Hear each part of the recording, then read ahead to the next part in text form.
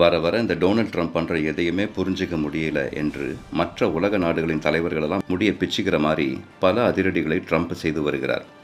Gold வார் நாட்கள் முதல் அமெரிக்காவும் ரஷ்யாவும் எதிரி நாடுகளாகவே இருந்து வந்தன. ஆனால் இப்போது ட்ரம்ப் ரஷ்யாவின் அதிபர் புட்டினை பார்த்து, ஏய் இது நம்ம ஆளு என்று மிகவும் இணக்கமாக பேசுகிற அளவுக்கு சூழ்நிலை மாறி இருக்கிறது. ஆனால் இதெல்லாம் யூரோப்பில் இருக்கிற எந்த நாட்டு தலைவருக்கும் பிடிக்கல. ரஷ்யா யுக்ரைன் இடையே நடந்து வர்ற யுத்தத்தை நிறுத்த தன்னிடம் ஒரு திட்டம் உள்ளதாக ட்ரம்ப் மார்த்தட்டி கொண்டிருக்கிறார். சமீபத்தில் சவுதி அரேபியாவின் ரியாதில் அமெரிக்காவும் ரஷ்யாவும் பிப்ரவரி 2022 ஆரம்பித்த போரை முடிவுக்கு கொண்டு வர பேச்சுவார்த்தை குழுக்களை ஏற்படுத்த முடிவு செய்தனர்.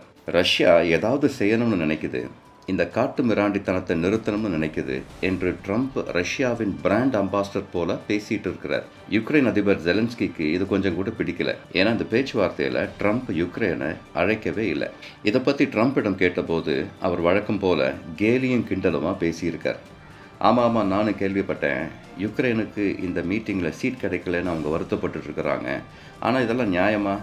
3 வருஷமாக யுத்தம் பண்ணிட்டு தானே இருந்தீங்க, எப்போவே இதை நிறுத்தி இருக்கலாமே, முதல்ல இந்த யுத்தத்தை நீங்கள் ஆரம்பித்ததே தப்பு அப்படின்னு ட்ரம்ப் சரமாரியாக ஜெலன்ஸ்கியை வெடித்து தள்ளியிருக்கார்.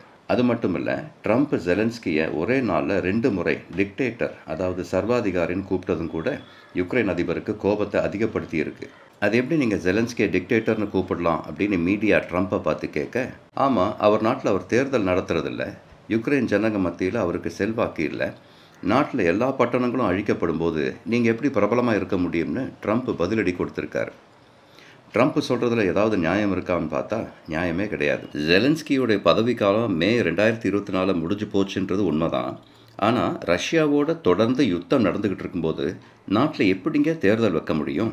அதனால் மார்ஷல் லா, அதாவது இராணுவ ஆட்சியை நாட்டில் ஜெலன்ஸ்கி கொண்டு வந்திருக்காரு.